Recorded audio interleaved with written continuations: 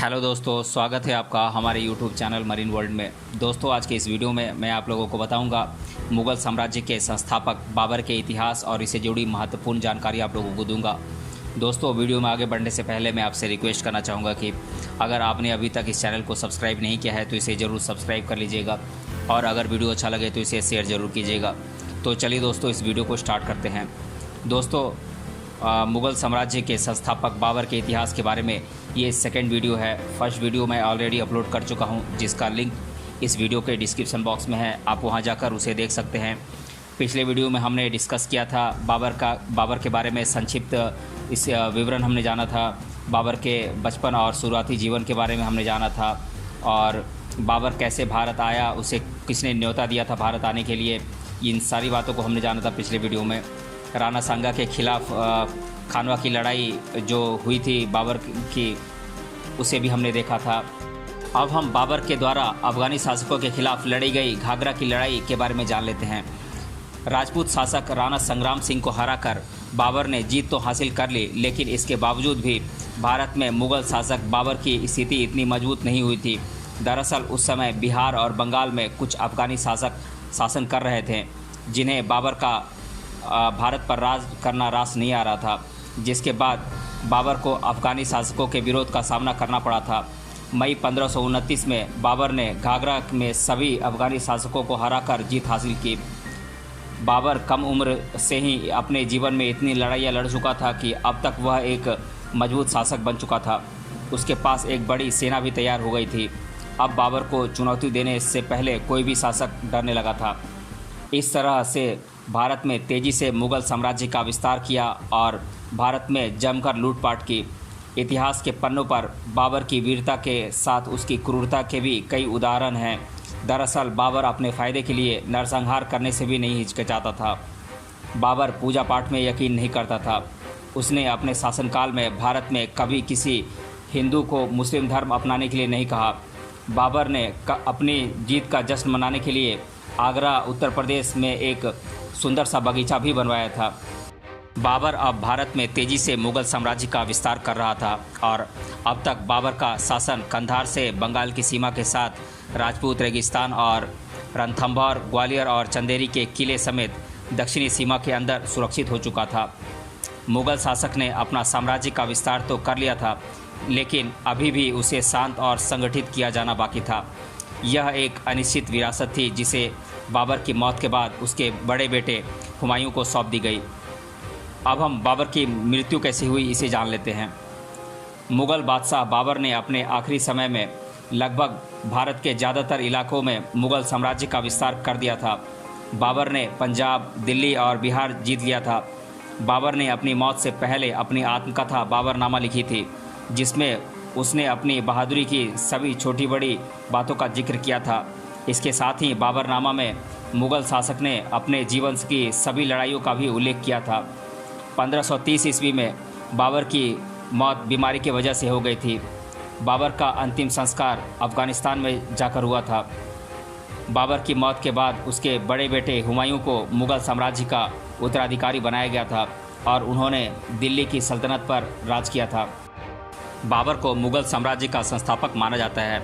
भले ही मुग़ल साम्राज्य को उनके पोते अकबर ने मजबूती दी थी, लेकिन बाबर का कुशल और शक्तिशाली व्यक्तित्व अगले 2 पीढ़ियों को प्रेरित करता रहा।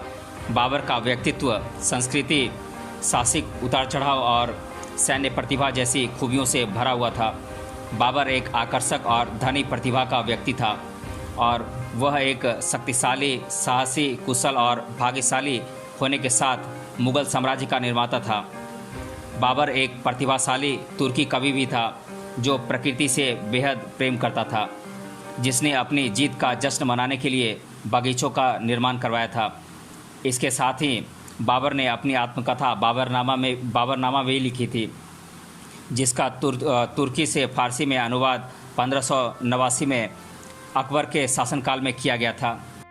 मुग़ल बादशाह बाबर को उज़्बेकिस्तान का राष्ट्रीय नायक भी माना जाता है और उनकी कई कविताएं लोकप्रिय उज़्बेक गीत भी बन गए और अक्टूबर 2005 में पाकिस्तान ने उनके सम्मान में उनके नाम से बाबर क्रूज नामक मिसाइल भी विकसित की।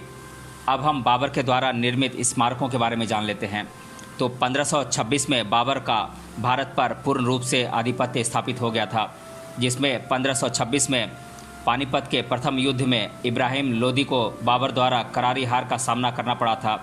इस विजय के बाद पानीपत में बाबर ने एक मस्जिद का निर्माण किया था, जिसे बाबर के पानीपत विजय के प्रतीक के रूप में बनाया गया था, जिसे पानीपत मस्जिद के नाम से जाना जाता है।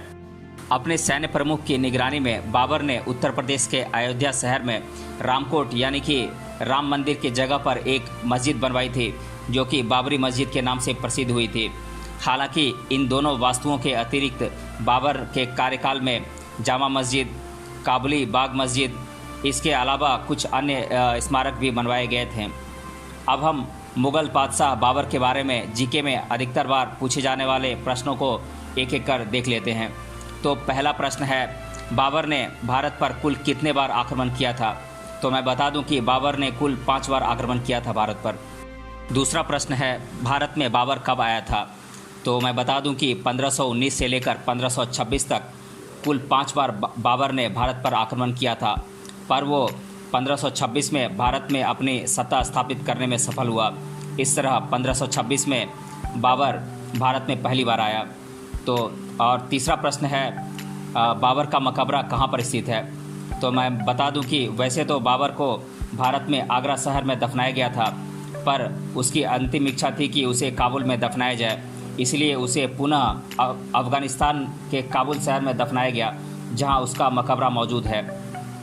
चौथा प्रश्न है, भारत में मुग़ल शासन की नींव किसने रखी? भारत में मुग़ल साम्राज्य का संस्थापक कौन है? तो मैं बता दूं कि भारत में मुग़ल साम्राज्य की नींव जहीरुद्दीन मोहम्मद बाबर ने रखी थी। पांचवा प्रश्न है, पानीपत का प्रथम युद्ध कब और किसके बीच में हुआ था?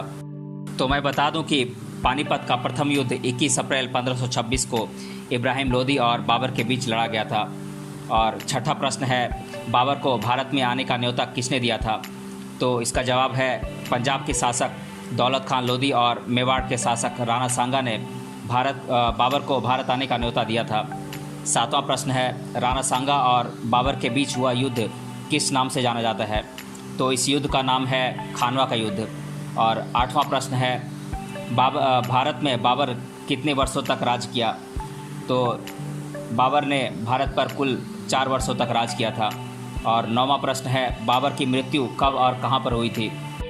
तो मैं बता दूं कि 26 दिसंबर 1530 को आगरा शहर में बाबर की मृत्यु हुई थी। तो दोस्तों, आज के इस वीडियो में हमने जाना मुग़ल साम्राज्य के संस्थापक बाबर के इतिहास और इससे जुड़ी महत्वपूर्ण जानकारी। अगर आपने अभी तक इस वीडियो को पूरा देखा है तो हमें कमेंट बॉक्स में कमेंट करके बताइए कि बाबर का पूरा नाम क्या था और वह कहाँ से आया था। दोस्तों, आज के इस वीडियो में हम इतना ही रहने देते हैं। मिलते हैं अगले वीडियो में किसी अन्य टॉपिक के साथ। तब तक के लिए धन्यवाद।